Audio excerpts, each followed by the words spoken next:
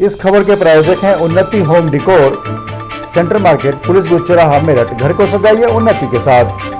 डोरनोटो pizza, स्वादिष्ट pizza का भंडार, सेंट्रल मार्केट, पुलिस बूथ चौराहा, Meerut.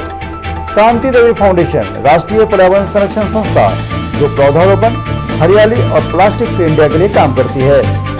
The Gurukulam international school, पढ़ाई में सर्वोत्तम संस्कारों के साथ, जी block, Shastri Nagar, Meerut. Broadway media link, घर बैठे सभी अखबारों में विज्ञापन बुक कराएं और आगे बढ़ें। बेस्ट केयर फार्मेसी, अन्य जगहों से कम रेट में दवा लें और फ्री होम डिलीवरी की सुविधा पाएं। Central market, Shastri Nagar. Krishna matrimonial, सभी जातियों के रिश्तों का भंडार, हर रिश्ता आपकी पसंद में। आज ही रजिस्ट्रेशन कराएं और मनपसंद रिश्ता पाएं। नमस्कार, रोजाना खबर में आप सभी का हार्दिक स्वागत है। आज हम बात करेंगे उस युवा चेहरे की, उस दमदार चेहरे की, वो लोकप्रिय चेहरे की जो हस्तिनापुर की ऐतिहासिक धरती से जिला पंचायत का चुनाव जीतकर 22 साल की उम्र में जिला पंचायत का चुनाव जीतकर न केवल इतिहास रचा था, बल्कि मात्र 23 साल, 23.5 साल की उम्र में वो मेरठ क्रांति भूमि की धरती पर जिला पंचायत का सबसे कम उम्र का अध्यक्ष बनने का गौरव हासिल किया। जी हां, हम बात कर रहे हैं मेरठ के लाडला, हम सबका चहेता कुलविंदर सिंह।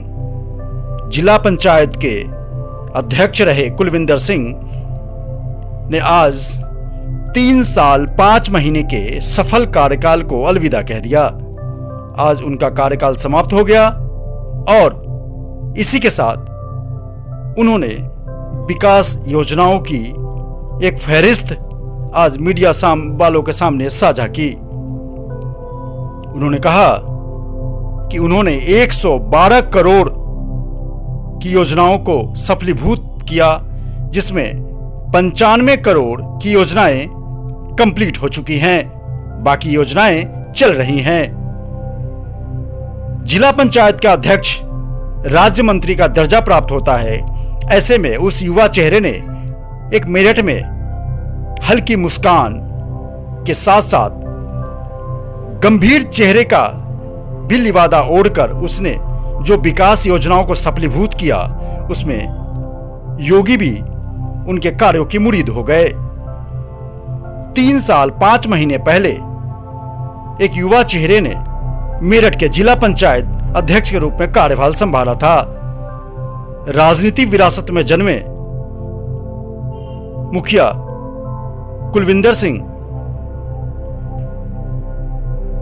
मुखिया गुजर के छोटे पुत्र हैं और अपने पिता के बताए मार्गों पर चलते हुए उन्होंने आज सबसे कम उम्र के मेरठ के जिला पंचायत होने का गौरव हासिल किया। आप देख सकते हैं किस प्रकार चुनाव जीतने के समय भाजपा सांसद राजेंद्र अग्रवाल, विधायक सतबीर त्यागी सहित तमाम हस्तियों के साथ वो खड़े रहे और पूरे 3 महीने 5 साल तक पार्टी के सिद्धांतों पर चलकर न केवल भाजपा का झंडा बुलंद किया, बल्कि अपने सिद्धांतों से कभी डगमगाए भी नहीं।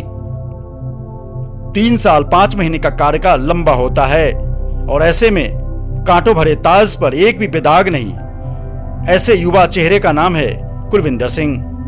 कुलविंदर सिंह ने आज प्रेस कॉन्फ्रेंस में अपने विकास कार्यों की फहरिस्त तो गिनाई ही, साथ में उन्होंने कुछ अधूरे कार्यों की सूची भी बताई जिनका उन्हें मलाल है, जैसे इंदिरा द्वार को अटल द्वार में बदल ना पाने जो विवाद के कारण रह गया, मिनी स्टेडियम भी ना बन सका और केसरगंज में एक कॉम्प्लेक्स बनना था, विकास कार्यों में शामिल था, वो भी ना हो सका।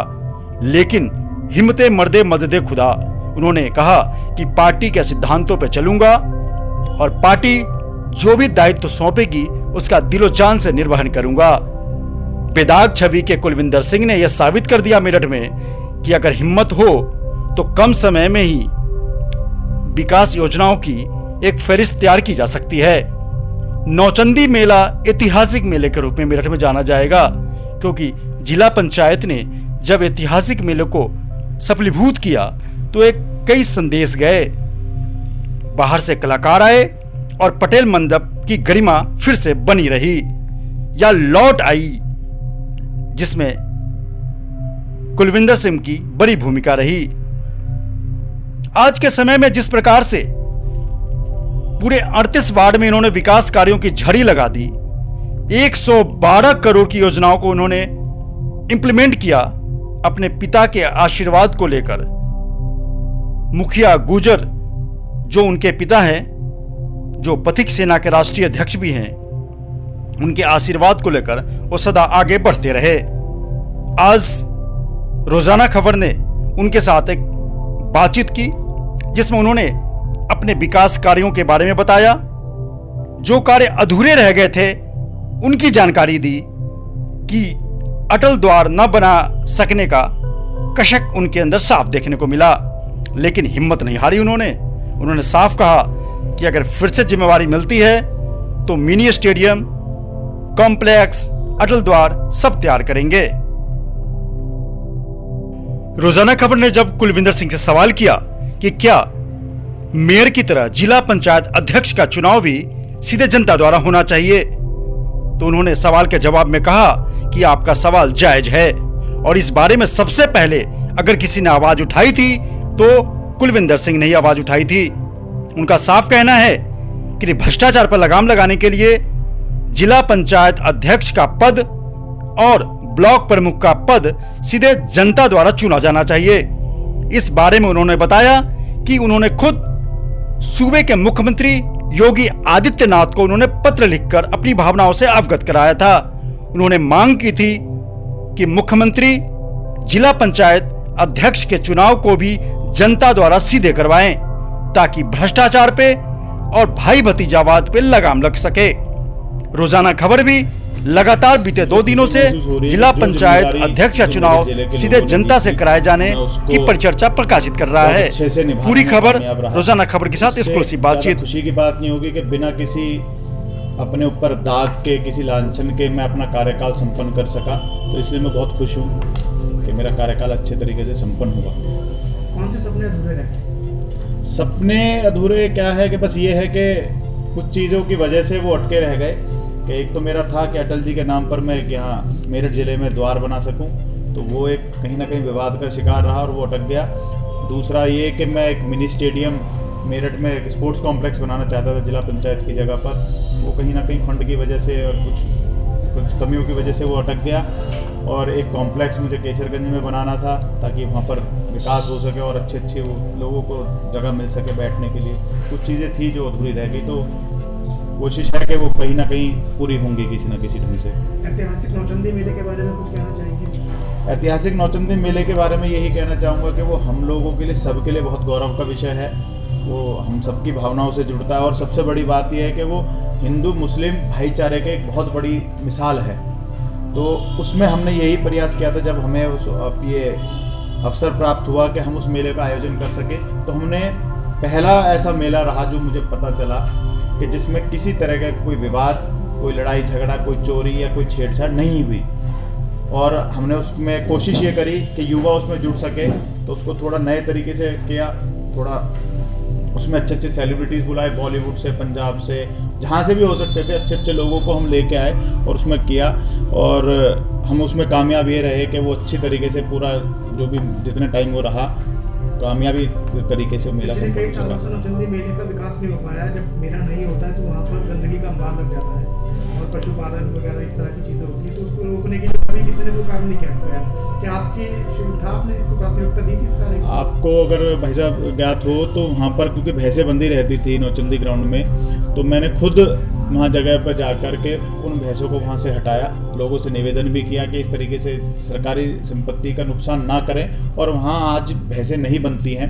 मैंने माननीय योगी जी को एक प्रस्ताव दिया था कि जिसमें मैंने ये मांग की थी कि इसको दिल्ली हट की तर्ज पर इसको विकास किया जाए ताकि यहाँ पूरे साल हम रोजगार उत्पन्न कर सकें लोगों के लिए, उनको जगह दे सकें। क्योंकि जैसा आपने बताया 2 महीने ही सिर्फ वहाँ पर वो मेला चलता है, तो जगह वो एकदम रोशनी होती है, नहीं तो फिर वो अंधेरे में डूबी रहती है और वहाँ गंदगी का ढेर लगा रहता है। इसीलिए मैंने ये प्रस्ताव रखा था कि सड़कें वहाँ पक्की बनाई जाए, बाउंड्री हो और वहाँ दुकानों को पक्की कर सकें। जो पटेल मंडप है उसको नए तरीके से बना करके उसे हम यूज़ कर सकें ताकि वो चीज़ मेंटेन रहे।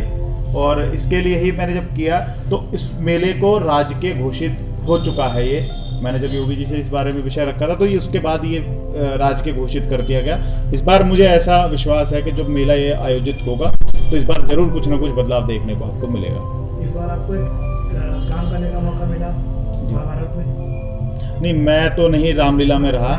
मेरे पिता और मेरे बड़े भाई जो हैं वो उसमें रामलीला का हिस्सा बन सके, क्योंकि हमारी उसमें भावना ये थी, क्योंकि वो अयोध्या जी में आयोजित थी रामलीला, और कहीं ना कहीं एक वो पूरे विश्व में ऐसी रामलीला थी जो इस बार आयोजित हुई कोरोना की वजह से। तो उसमें ये अच्छा रहा कि हम उस धरती से, पावन धरती से जुड़ सके, और उसी तर्ज पर हम इस बार, क्योंकि आज तक कभी इतिहास में हस्तिनापुर में महाभारत का आयोजन नहीं हुआ है, तो उसी तर्ज पर हम इस बार हस्तिनापुर की महाभारत का आयोजन करने जा रहे हैं, ताकि लोगों का ध्यान हमारी हस्तिनापुर की धरती पर भी आए कि ये भी उतनी ही पवित्र धरती है जितनी हमारी अयोध्या जी है। तो और इतना ही बड़ा गौरवशाली इतिहास हमारे हस्तिनापुर की धरती का रहा है। वहाँ ये है कि वहाँ हमारे भगवान श्री राम का जन्म हुआ, और यहाँ पर कृष्ण जी का जो विशाल रूप जिसके बारे में हम सब सुनते हैं, वो अगर देखने को मिला तो वो भी हस्तिनापुर की इस पावन धरती पे देखें। आने वाले समय में अगर फिर से जिम्मेदारी मिलेगी तो क्या कदम उठाएंगे? आने वाले समय में अगर जिम्मेदारी मेरी पार्टी मुझको फिर से देती है और जनता देगी, तो मैं जो मेरे कुछ चीज़ें अधूरी रह गई उनको संपन्न करने की कोशिश करूंगा, और यही प्रयास करूंगा कि अपने पंडित दीनदयाल उपाध्याय जी का जो सपना है अंत्योदय का, उसको मैं पूर्णतः निभा सकूं और लोगों तक अपनी सरकार की योजनाओं को पहुंचा सकूं, और जो जिला पंचायत के विकास कार्य हैं उन तक उनको पहुंचा सकूं।